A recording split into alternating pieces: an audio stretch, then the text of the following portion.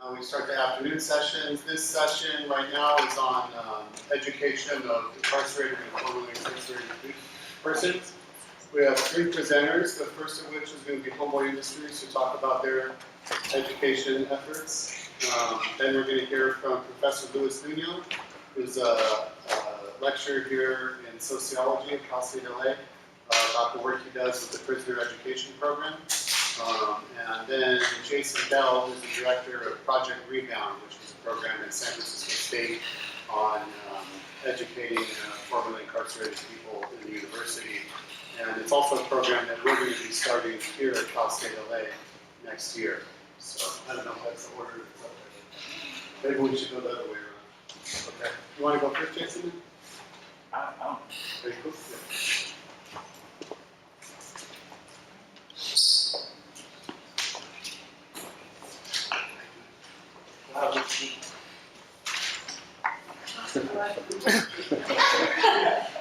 Yeah. So just Yeah. do I have to sit down? Because I feel funny. There you are. All right. So I came from San Francisco State to share a little bit about the history of the program that I work for. I'm currently the director of. I'm going on my 11th year as director. I'm also doing a little lecturing on the campus at San Francisco State in the criminal justice department, sociology. I've done sociology and I've also done counseling. But long before all of that, I was a formerly incarcerated person myself. So I know a little bit about the process and transitioning and what that's like and how scary it can be in a lot of ways. Because a lot of folks, you know, when you're behind that wall, you got a lot of big plans, but to bring them to fruition is hard. And in order to do that properly, you have to have the kind of connections to make it work. And that's really what Rebound is about. But I want everybody, it's important that everybody knows that I did not start Project Rebound. Rebound has been around at San Francisco State for, it'll be 50 years almost. Next year, I think. In 1967, a guy named John Irwin came to the campus with that ambition to want to go to school. And they didn't, at that time, they didn't know what to do with parole. He let them know that it's about using parole. And the reaction was, you know, we don't really know what to do with you people. But they couldn't outright discriminate against him. So he had a sociology department at that time kind of take it under his wing, allow him to have a little underground operation in a lot of ways. Because he expressed to them all he wanted to do was obtain an education. And aside from that, he knew a whole bunch of folks behind that wall that wanted to do exactly the same thing. And ever since that time, he's kind of been that model. Because this guy, I knew him before he passed away. He passed away in 2010. But he went to the highest heights as far as his academic game could go. He went and got his PhD. He wrote a whole bunch of books. He taught at the university for 26 years as a tenured professor. So when I read about him behind the wall, that was kind of that fire that I needed to get under me to kind of motivate me to do the things that I needed to do. And that's exactly what happened. I found out that there was a degree number 1 in sociology. I didn't know anything that was a reality. I didn't know it was a possibility. But once I found out about it, I said, shit, I naturally think like that already. I can do that. And I found that the same thing with a whole bunch of folks that I was doing time with. The honest truth of the matter is there's a lot of things we just didn't know about college. So that was a place that we ran away from. The irony of that, it got us in some pretty terrible situations. At age 20, I was facing a life sentence, doing everything in my power to avoid going to school. But when you sit down, you got to sit down for all those years, you realize that it doesn't add up. So you have to reevaluate a lot of things. And the platform for doing that, including education, it's kind of imperative. You have things like resources like Rebound, people you can go to and trust, because what's real for us coming back from those situations, we don't like sharing our business with just anybody. That's the truth. We don't want to talk to everybody about where we've been, because there's always maybe someone that may judge us and feel intimidated or just look at us differently because there are a lot of things that they don't know about the population. So having someone that you feel comfortable enough to share that reality with is important. Because you know, there's a lot of energy right now around reintegration and what they call reentry. So it's sexy in a lot of ways. People are getting interested in it. There's even a lot of money being poured into it. But the truth of the matter is, for many years, they never saw us coming to places like this. You know, the problem, one of the biggest problems that I had with what do you call it? So they call it the Department of Correction and Rehabilitation now, is that as far as they were concerned, a GED was all we should aim for. You know, we got education to take care of, you got to focus on that, adult-based. And for some people, that's fine. But there was a whole bunch of, with the influx of people going to prison, there's a whole bunch of people that had that. They had a GED at least, or a high school diploma. So what about the next level? But the reality is they need to be educated on the fact that people want to go further. And that's really what we're doing. So we're kind of educating the educational system in a lot of ways. Because you won't, they never hesitate to hear about the bad stuff that a parolee might do on the news. But what you don't realize is there's over 100,000 people paroling and getting released from prisons and jails every year in California. But everybody's not making the news. There's some people that are doing some pretty good things. So I think having the places and the vehicles in place to receive people that want to do those good things is important. And that's, in a nutshell, that's what Rebound is about. Okay, I said my people.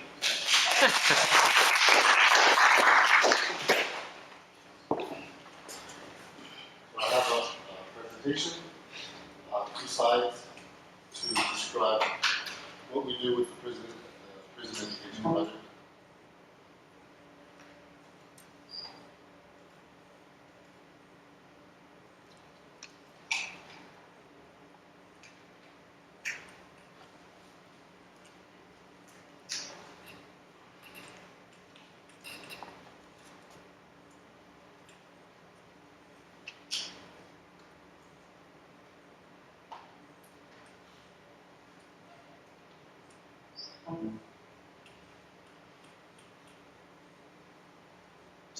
So I'm here to represent the Prison Education Project. I have some flyers up on the front, pass out today. What we do is we bring volunteers into 4 different men and women's correctional facilities just east of here. So the 4 different facilities are the California Institution for Men in Chino, the California Institution for Women in Corona now, it used to be Chino, now it's Corona, California Rehabilitation Center in Noto, and the Satin Springs Custody Community Transition Reentry Program in Whittier. We bring volunteers in from the community to teach 8-week courses. Before those 8 weeks, all of our volunteers have to participate in an orientation program. Every volunteer has to pass a background check. Some of our volunteers are formerly incarcerated men and women. So I've had volunteers who've done time in prisons in Indiana, prisons in Michigan, prisons in Iowa, prisons here in California. One of my colleagues with the Prison Education Project is 15 years. 15 years inside and 2.5 years on parole. What we teach, the activities are all of those listed on the board. Most of our volunteers do academic orientation. I teach a career development course. I teach a course where our emphasis is on helping them develop a post-release program. So prisoner reentry is one of those sexy now terms that is relevant because we have so many people in prison. Because we've sent so many people to prison over the last 25, 30 years. Every year we see 750 plus, nearly 800,000 men and women returning to society after a period of time having served in prison. Prisoner reentry is such a sexy term that both the left and the right have come to an agreement that Republicans in Congress and Democrats in Congress can't agree on much. But the one thing that there is an agreement on is on the topic of prisoner reentry. With the Prison Education Project, our emphasis is on building a prison-to-school pipeline. So there's a lot of research and sociology about the school-to-prison pipeline. Our emphasis with the Prison Education Project is on creating this prison-to-school pipeline because every prison in California has a college or university within 30 miles. We want to connect students to men and women doing time. We want to build bridges. between prisons and schools, bridges between prisons and the community. And our emphasis with the Prison Education Project is to challenge the old norms and values of the hyper-incarceration society. Challenge the stigmas that exist in mainstream society about who prisoners are. We have volunteers from here, just at the 4 facilities, CIW, CIM, CRC Norco, and Santa Fe Springs. We have volunteers from Cal State LA, Cal State Fullerton, from Cal State San Bernardino, from Cal Poly Pomona, from all of these different universities. Every fall and every spring, we have about 100, 120 volunteers coming in from different facilities, or from different universities, to teach at these facilities. And a lot of our volunteers have now moved on. They've graduated from university and they're going on to graduate school, they're going on to law school, they're working in nonprofits. I have volunteers that are working at the Department of Corrections. I have volunteers that are working in Riverside County and LA County. So the Prison Education Project is a springboard for college students and also a resource for men and women doing time. The purpose of the Prison Education Project is to act in the moment of hyper-incarceration, to do something, because everybody's writing about hyper-incarceration, everybody's debating, we're having conferences about what's going on, but nobody's going inside the prisons to do anything. So what we're doing with the Prison Education Project is we are doing something.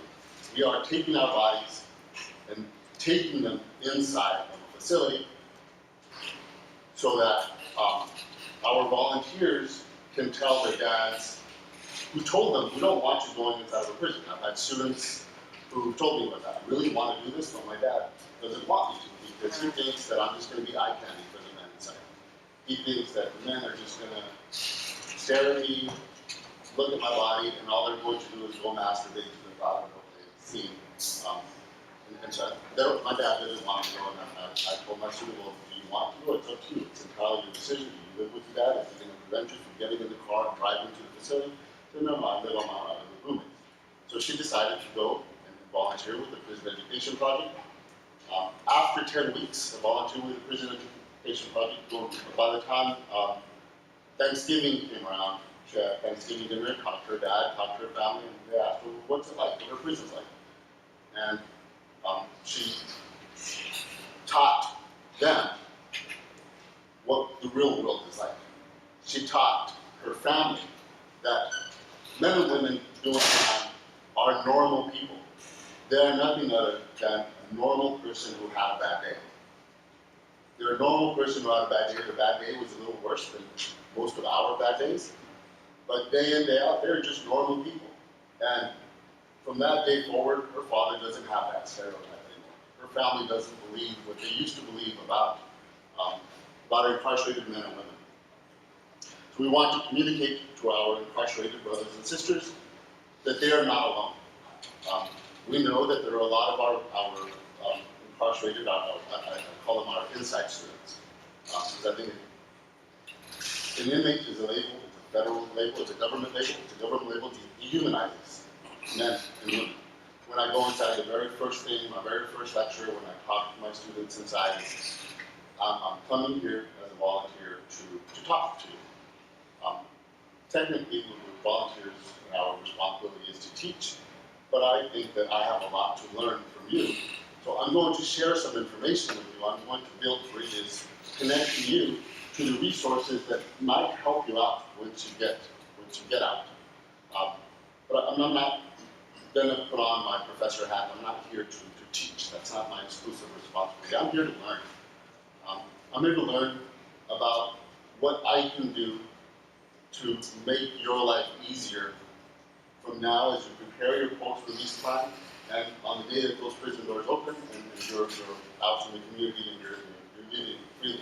Well, what can I do as a volunteer to make things better? And I've learned a lot of our volunteers have parents that are incarcerated.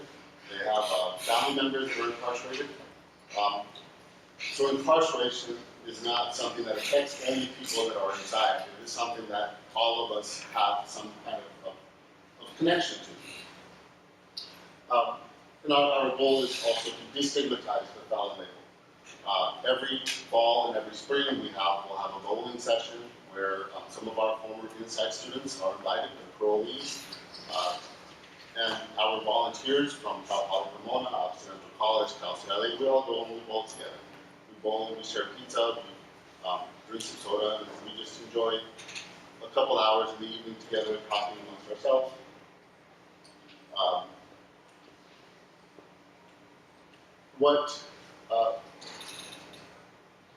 The Prison Education Project has been around since 2009, and we have an outside version of the Prison Education Project. So the Prison Education Project is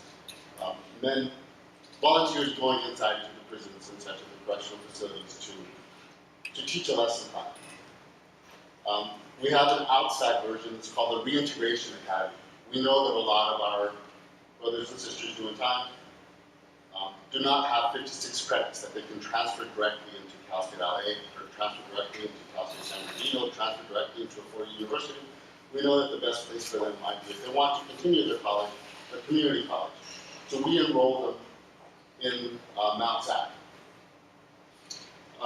We've been studying, keeping track of our cohorts. Every spring, our students that were our inside students inside the facility, men and women who are now paroled, get in touch with Professor Reese and other directors of the Reintegration Academy, and we enroll them in a program that is a 10-week program. And the first week is an orientation to the university, an orientation to the different majors. Second week is helping them fill out financial aid forms so that they're FAFSA, so that they can begin planning out money, thinking about money to pay for their college education. They get a $500 gift card so that when they show up to campus their first day, they're dressed nice, they're wearing new clothes. By the 6th week, they get a new laptop. We buy them a new laptop because we know they're going to have homework and they're going to have to do their coursework, and so they don't have to rely on the computer labs on campus. They can do the work on their own time, on their own personal laptop. So every one of our Reintegration Academy graduates gets resources. They get money, they get clothes, they get financial aid. We also connect them with employers who are felony-friendly employers that are going to pay them more than minimum wage. We know people that are going to give them jobs starting off at $14, $15, $16 an hour, so they don't have to work 32 hours a week when they're college students. So they can work 12 hours, 20 hours, and focus on getting their education. So this is how the blue line is, the blue chart is those of our Reintegration Academy students who have desisted. The desistance rate is about nearly 80%, 70-80% of our Reintegration Academy students have never returned to prison. We also ask them surveys, ask them how the course helped them. The course helped them prepare for work. There's about 20 different questions. I only posted 2 of them. But you'll see the very first week when we asked them the survey, I know how to effectively search for a job. By week 10, most of our men and women kind of can answer the question, yes, I've learned how to search for a job effectively. I know how to effectively interview for a job. We conduct mock interviews during our Prison Education Project program inside and during our Reintegration Academy. So we prepare our men and women to practice doing interviews so that when they are called for interview, they won't have to experience rejection so much. All of our volunteers, I asked all of my students who volunteer with the Prison Education Project to write an autoethnography report, a 6 to 8 page paper explaining what they learned about the process, what was the experience like. Sort of an autobiography and ethnography of their own autobiography over the 10 weeks of their volunteer experience for the Prison Education Project. And these are just some common themes that our student volunteers have pointed out. Starting out the sessions, I was nervous. It was my first time ever being in a prison, and all the stereotypes and the outside perceptions were running through my mind. And then I drove out to the prison, driving up to the prison and seeing the correctional facility, I had mixed feelings. I knew what other volunteers had told me, but I knew I needed to go into the situation with an open mind. Another volunteer, upon my arrival at the Santa Fe Springs facility, I felt exceptionally nervous. My nerves rose even more when I attended the orientation, which explained what we were doing and what we should be doing such a lot. For someone who's never been arrested, going inside to a prison is a scary experience. Going inside to prison where there's guards and watchtowers, where there's guards at the gate who run us through a metal detector. When the metal detector goes off, we have to take off our belts, we have to take off our shoes, we have to take off our watch, we have to take off our eyeglasses. If it goes off, we have to start peeling off layers of clothes. Going inside, there's 3 barbed wire fences at CRC Norco. There's at CIM, there's an electric fence separating the 2 barbed wire fences, and there's a watchtower all around the fence. And we're told at the orientation, if you wear blue, you will get shot. Don't wear blue. You're not going to wear blue when you go to prison. You have to be careful. You can't wear jeans. You can't wear white sneakers. So we're told all the things. The Department of Corrections and Rehabilitation does its job at scaring us. Those who want to volunteer have to really want to volunteer. So you'll notice in a lot of my volunteers' ethnography reports, they note that it was nerve-wracking. The first couple visits going inside of a prison. Here's what another volunteer at Norco said. The experiences at volunteering in CRC Norco will be something that I can bring with me for the rest of my life. I make connections with the inmates, not through what I taught them, but the dialogues that we had that were not related to the coursework.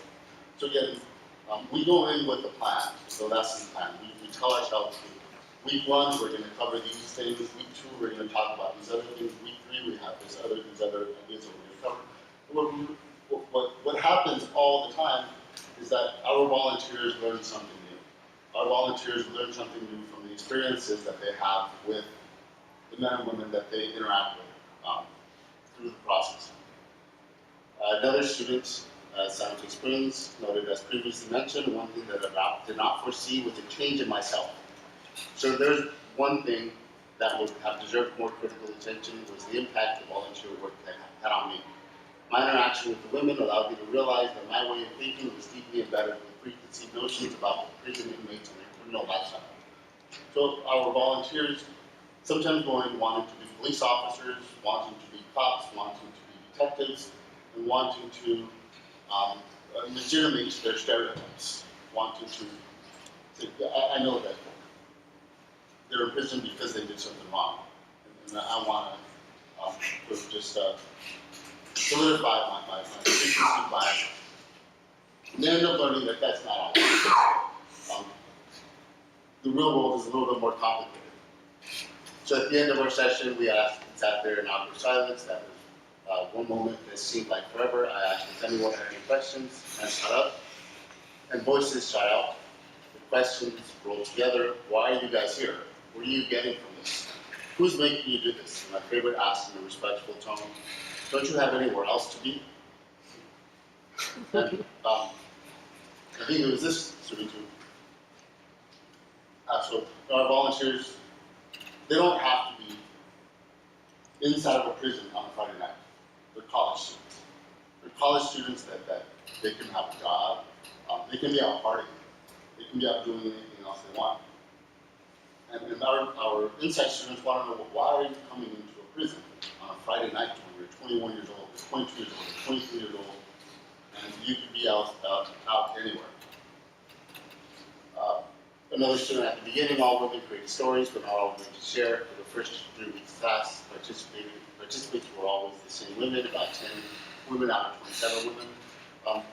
So sometimes it's heartbreaking. Yeah, sometimes our insight students have they're cynical, they're skeptical about the intentions of our volunteers. They want to volunteer. Are you coming in prison just so that you can have a neat line on your resume and hope you'll get a job because you were brave when you were in college and you went into a prison? So there's some of this interaction that goes on the first couple of weeks, the first 3 weeks of volunteering. One of the more memorable things that one of my students wrote in an ethnography report, a student at CRC Norco said, I will never forget when one of the students, the one that was always asleep, or the one that was asleep on the desk when we walked in, called out asking, "Will you guys be back next week? What time?" So I know to be in class and to be awake. So here was a student who, as faculty, we get this all the time. There's a student that sits in the back of the room with his head down and his hat pulled over his eyes, and it looks like he's not paying attention. And there was an insight student at CRC Norco who, that first week, didn't really want to be there. He didn't want to be in the classroom. He was just doing it to see what this prison education project was about. And after he heard our students teaching the class, he raised his hand at the end and he asked, "So, when are you guys going to be back next week? Because I want to know so that I can be awake and be ready to listen and participate." And we witness these transformations going on every week with our inside students and our outside students. There's more common things, but I want to get to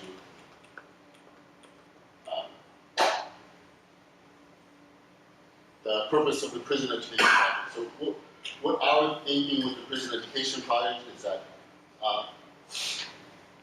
we can have educational programs, we can run a curriculum, we can design a curriculum to teach inside of a prison, we can design a curriculum to connect prisoners with universities outside. But in the end, the biggest thing for us is to change the values of the larger society, to force us to let go of all those old stereotypes that we have had in the past, all the old stereotypes that built up the system of hyper-incarceration, to recognize that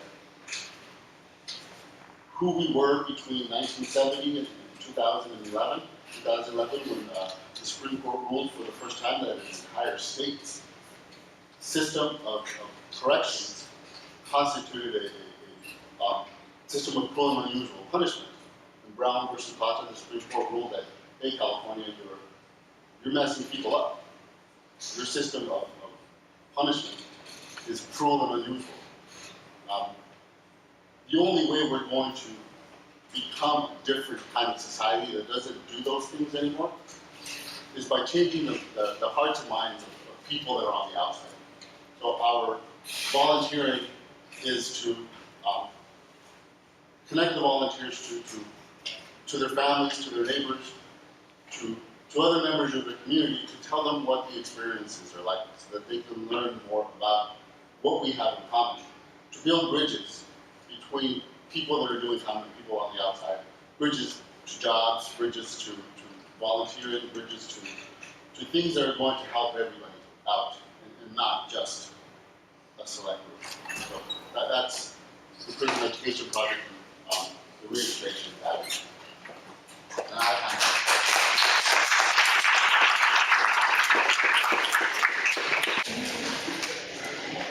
Hello everyone, good afternoon. My name is Brittany Morton and I'm the Academic Program Coordinator at Homeboy Industries. I run our Pathways to College program, and today when we're asked to speak, I wanted to bring two of our students who went through our program. So this is David. Right, David.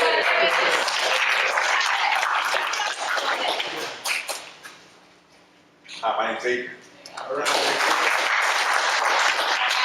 And both of our students that are present go to East Los Angeles Community College, and they'll be talking about their experience through our program and what their current situation with students are in a moment. But I'll tell you a little bit about our program. At Homeboy Industries, I'm sure if you've been going to the conference, you got to hear from the wonderful Hector Verdugo. We are an organization that helps previously incarcerated and gang-impacted people reintegrate into society and become contributing members. When I first started at Homeboy about 3 years ago, I was asked, "Do you want to help people get into college?" I was like, "Yeah, I'll help with your program," and they responded, "We don't really have a program yet." So with one of my coworkers, Luis Geraldo, we went around and first started talking to our community and saying, at Homeboy, and saying, "You've been to college, what worked for you, what didn't?" And so we really wanted to hear from the students who had gone and succeeded or had tried and just couldn't manage yet. And a lot of people had some really good insight. I couldn't find my class, or when I went, I was clearly being discriminated and I didn't want to put myself into a situation like that. So after polling our students, we went to the various community colleges, Cal States and UCs in the area, and asked employees there, we have customers for you coming. Students are customers, they're paying for a product, and that product's education. And we said, how can you help us out? This is what they've been through, this is what they've experienced, and this is what their past at a college has been like. And how can you help us the best way you can? And after those interviews with students and faculty, we created a workshop, our Pathways to College workshop. It's a 13-course workshop. On Mondays we have class, and on Wednesdays we go on tours. And the point of that is to bring employees from different schools into our site so that our students can see, wow, people care about my education. These employees from different universities want to come and talk to me. And then we go out on Wednesdays, and that's exposure. One of my students said, people always used to ask me, what do you dream about? What would be your dream job? And he said, I've been in prison in my whole life, you know, like, you dream what you've seen, and I've never seen anything outside of that, and so we want to allow that exposure. We were just at Cal State LA on a tour on Wednesday. The week before, we were at USC, and next week we'll be going to East Los Angeles College. So we want to go out and say, picture yourself on this campus in a couple of years. This is a possibility, this can happen. Our workshop series do everything from introducing college to former trainees by students. So Adrian is one of our guest workshop speakers every time.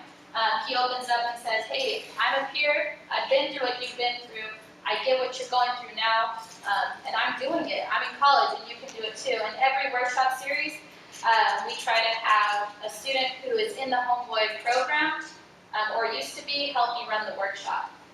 So we have students come, we have co-workers in our building who've been through college and are doing the work that our students say they'd like to do, such as case management, running a business. They run a workshop. We do financial aid, we help with educations, and then we open up exposure to the various programs and services that colleges have to offer. So EOPS, what is that? They pay for your books, they help you with tutoring, that's dope. I had no idea that even existed. Disabled students programs and services. Yeah, substance abuse is considered a form of disability because it is distracting. This program understands you've been through a lot and they want to help you out. We have educators come. Our next workshop will have a couple of teachers that teach on various campuses come and talk to our students and say, hey, we want to welcome you into our classrooms. Don't feel like you don't, not only, like one of the speakers before he said, you know, we felt like we didn't belong, or you know, it was new to us or different. So I try to have speakers come and say, not only do you belong, but we want you here. We want to welcome you in. And then as the workshop series comes to an end, I'll sit with each student, we'll do their schedules, we'll make appointments for the different programs and services they have to offer, and then a week before school starts, we'll take them to the campus and I'll walk them to their classroom door and say, this is the class we have on Monday. This is where you're going to go. You're not going to get lost. We walk to it. We can take a picture in front of it. We'll send it to your mom. She'll be so excited about it. We provide resources, so binder, pens, pencils, backpacks, whatever we can do. And then if EOPS can't afford all the books, I'll do a book drive every semester. We'll raise money for the books, and we just try to eliminate any excuses that anyone might have that come from fear and anxiety. And we try to recognize maybe high school or middle school was a bad experience. Maybe your teachers never believed in you, and that caused a disbelief in the self. But we're here to say not only do we believe in you, but we're going to walk with you. We will do every single thing we can to help you out until you can walk by yourself and then come back and walk with other students.